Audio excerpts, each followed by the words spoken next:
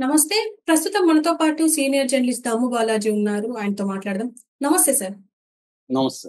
Sir, కర్ణాటకలో ఒక వ్యక్తి బట్టతల అని అనడంతో ఆత్మహత్య చేసుకున్నారని చెప్పి వినిపిస్తుంది. ఇది ఎలా చూడొచ్చు సార్ ఈ వార్తని? మనకి అంటే టాపిక్ విన్నప్పుడు నవ్వొస్తుంది గానీ, ఇది నిజానికి చాలా దారుణమైన సంఘటన. ఇది బిగ్గర్ ప్రాబ్లమ్ గూడా. అంటే మనకి ఇవాళ ఏమైందంటే ఇంతకుముందు ప్రెషర్ ఉండేది గాదు. అంటే బాడీ ఎలా ఉండాలి?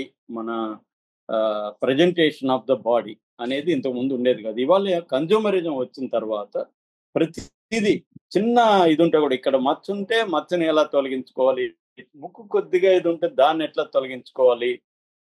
లేకపోతే ఎర్రగా గావాలి, తెల్లగా గావాలి. వాడెవడో పొడుగు లేదని పొడుగు జేసుకోవడానికి ఆ సర్జరీలు చేసుకొని చనిపోవడం. కొద్దిగా లావుంటే సన్నగా గావాలని బేరియాట్రిక్ సర్జరీలు చేసుకొని చనిపోవడం.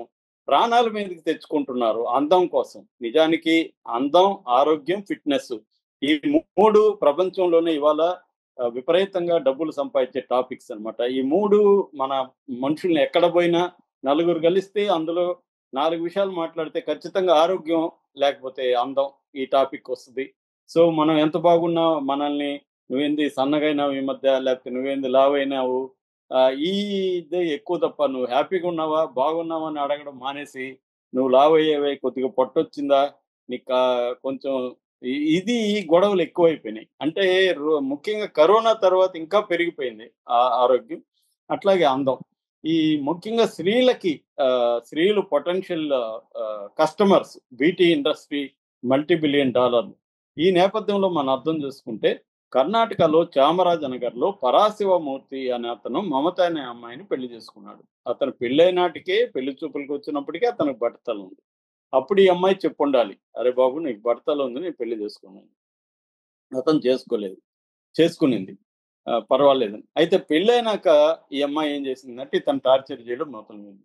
హ్మ్. ఆమె రెగ్యులర్‌గా డైలాగ్ ఏమంటే, మీద డాష్ లేదు. అంటే బూతు మాట. నెత్తి మీద జుత్తు లేదనుకున్నాం. నెత్తి మీద హ్మ్. జుత్తు లేదు, జోబీలో పైసా లేదు.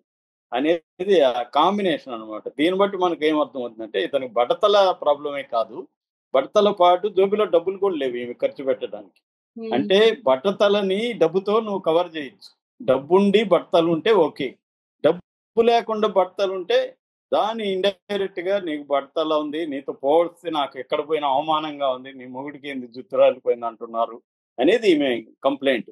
దీంతో ఈమె టార్చర్ పెట్టడం మొదలైంది. వీళ్ళ గొడవలు ముదిరిపోయి ఇతని మీద డొమెస్టిక్ వయలెన్స్ మీద కేసు పెట్టేసింది. ఈ మధ్య కాలంలో డొమెస్టిక్ వయలెన్స్ కేసులు విపరీతంగా పెరుగుతున్నాయి భర్తల మీద. ఆ మధ్య అతుల్ సుభాష్ అని బెంగుళూరులో ఒకతను సంఘటన మనం ఆల్రెడీ స్టోరీ కూడా చేశాము. అతను సుప్రీం కోర్ట్‌కి 58 పేజీల లెటర్ రాసి దాదాపు 2 గంటల పైన వీడియో చేసి సుప్రీం కోర్ట్ జడ్జిలకు పంపించి అతను చనిపోయాడు. అతి దారుణంగా వేధించారు. అంటే మనకి 498 బి గాని తర్వాత ఈ ఆహ్, డొమెస్టిక్ వయలెన్స్ చట్టం గాని ఈ 2 గూడా విపరీతంగా మిస్‌యూజ్ అవుతున్నాయి దేశంలో. అంటే వాటిని తీసుకొచ్చిందేమో స్త్రీలకి సపోర్ట్‌గా ఎందుకంటే డొమెస్టిక్ వయలెన్స్‌కి స్త్రీలు విపరీతంగా గురవుతున్నారు. ఆహ్, దానికోసం ప్రత్యేక చట్టాలు తీసుకురావాలనేది సదుద్దేశంతో తెచ్చారు. కానీ చాలామంది స్త్రీలు వాటిని మిస్‌యూజ్ చేసుకుంటూ భర్తల్ని, ఇన్‌లాస్‌ని వేధించడానికి చేస్తున్నారు. అందుకనే మనకి వుమెన్ ఇన్ క్రైమ్ గాని పరిశీలిస్తే ఓవరాల్‌గా వుమెన్ ఇన్ క్రైమ్ రేటు ఇండియాలో అరౌండ్ 6% ఉంది. అంటే 100కి 6 మంది మాత్రమే స్త్రీలు నేరాలు చేస్తున్నారు. జైళ్ళల్లో గూడా వాళ్ళ శాతం 4% కంటే ఎక్కువ లేరు. మొత్తం అరెస్ట్ అవుతున్న స్త్రీలు చూసుకుంటే సంవత్సరానికి 70,000-80,000 మంది అరెస్ట్ అవుతున్నారు. అంటే క్రైమ్‌లో స్త్రీల ఆహ్, వాటా చాలా తక్కువే ఉంది ఇప్పటికి. కానీ ఈ డొమెస్టిక్ వయలెన్స్ కేసుల్లో స్త్రీల వాటా దాదాపు 30% ఉంది. అంటే స్త్రీల క్రైమ్స్‌లో ఒక్కొక్క థెఫ్ట్ లేకపోతే మర్డరు లేకపోతే ఇలాగ మనం డివైడ్ చేసినప్పుడు డొమెస్టిక్ వయలెన్స్‌లో స్త్రీల పార్ట్ ఎక్కువగా ఉంది. హ్మ్. దాదాపు 34, 35% ఉంది.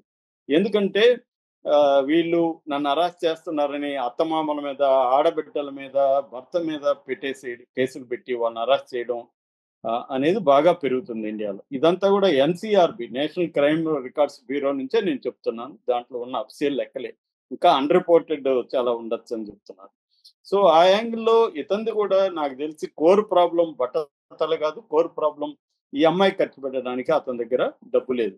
ఈ హ్మ్. అమ్మాయి ఏందంటే వాళ్ళ ఇంట్లో అంత ఉన్నవాళ్ళు కాదు. భర్త నుంచి ఆశించింది. భర్త మేబీ ఆ అమ్మాయి ఊహించుకొని ఉండొచ్చు. భర్తకు బడతలున్నా కూడా డబ్బులుంది బాగా. నన్ను బాగా చూసుకుంటాడు. నాకు విలాసాలకు ఖర్చు పెడతాడని. ఈ అమ్మాయికేందంటే బ్యూటీషియన్ పిచ్చుంది. రీల్స్ పిచ్చుందంట. రీల్స్ రెగ్యులర్‌గా చేస్తుంది. రీల్స్ అంటేనే మేకప్‌లు, వ్యవహారం కావాలి. దానికి డబ్బులు ఖర్చు పెట్టాలి. ఇవాళ మీరు స్త్రీ కాబట్టి మీకు కూడా తెలుసు.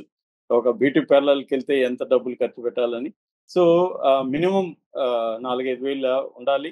సో, ఒక ట్రిప్‌కి అలాగా ఈ దీనికంతా డబ్బులు ఎక్కడి నుంచి రావాలి? ఆమె సంపాదించుకొని ఖర్చు పెడితే అదొక పద్ధతి.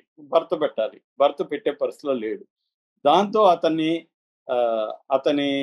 చేతగానితనాన్ని చెప్పేటప్పుడు ఏం చేస్తారంటే, ఇది యాడ్ చేస్తారు. నీకు జుట్టు హ్మ్. కూడా లేదని. జుట్టుంటే ఈమె వదిలేసేదా? జుట్టుంటే కూడా ఇంకేదో చెప్పేది. నువ్వు పొడుగు లేవు అని చెప్పేది. ఏదో ఒకటి ఆహ్, బాడీ షేమింగ్ అంటారు ఇవాళ. సో, అలాగా బాడీ షేమింగ్ చేసి అతన్ని నువ్వు చేతగాని వాడివి అని అతన్ని నిరంతరం ఆమె దెప్పి పొడవడం అనేది ఎక్కువగా చేయడం వల్ల అతనికి ఇంక వేరే మార్గం లేకపోయింది. అవమానాలు తట్టుకోలేకపోయాడు. పైగా పోలీస్ కేస్ పెట్టింది.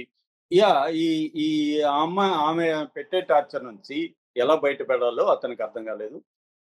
దాంతో అతను ఎవరికో ఫ్రెండ్స్‌కి చెప్పుకున్నా, బంధువులకు చెప్పుకున్నా దీని నుంచి బయటపడలేక అతను ఆత్మహత్య శరణ్యం అని పరాశివమూర్తి చనిపోయాడు. ఆత్మహత్య చేసుకున్నాడు. ఇది ఇప్పుడు కర్ణాటకలో బాగా వైరల్ అవుతుంది. నిజానికి ఈ పాయింట్ ఆఫ్ వ్యూ నుంచి చూసినప్పుడు ఆమెకు కూడా కౌన్సెలింగ్ అవసరం. అంటే డబ్బులనేది ప్రతి ఒక్కరికి అవసరమే గానీ, దేనికి ఎంత ఖర్చు పెట్టాలనేది చాలా ఇంపార్టెంటు.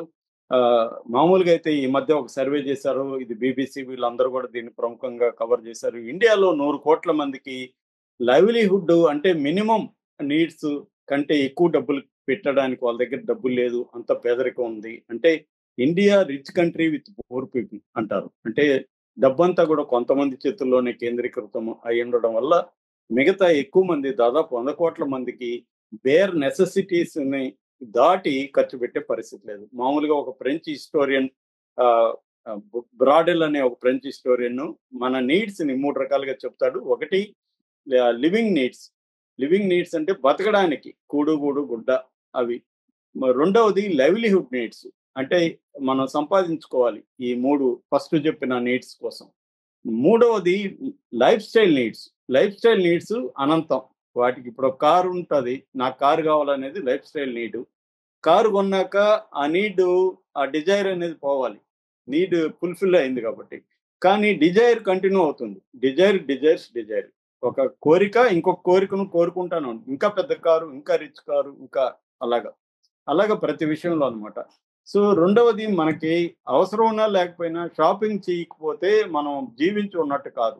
అందుకని గతంలో డెకార్ట్ అనే philosopher I think therefore I yam అని చెప్పాడు. అంటే నేను థింక్ చేస్తున్నాను కాబట్టి నేను బతికున్నట్టు. దీన్ని ఒక సోషియాలజిస్ట్ జిగ్మంట్ బౌమన్ అని ఇవాళ మనుషులు ఎలా అయిపోయారంటే I shop therefore I am. నేను షాపింగ్ చేస్తేనే బతుకున్నట్టు. షాపింగ్ చేయకపోతే నేను బతుకున్నట్టు కాదు. అంటే డిప్రెషన్‌కి లోనవుతారు చాలామంది షాపింగ్. చాలామంది డిప్రెషన్‌లో ఉన్నోళ్ళు ఎక్కువ షాపింగ్ చేస్తారనమాట. ఈ డిప్రెషన్‌ని తొలగించుకోవడానికి. సో, ఈ ఈ ఎఫెక్ట్ ఈమె మీద కూడా పడింది. ఆమె రీల్స్ చేయడం ఇదంతా. సో, ఆమె కూడా విక్టిమ్ అని చెప్పొచ్చిక్కడ. ఆమె విక్టిమ్ ఆఫ్ ద సర్కమ్‌స్టాన్సెస్. ఇవాళ ఉన్న కన్స్యూమర్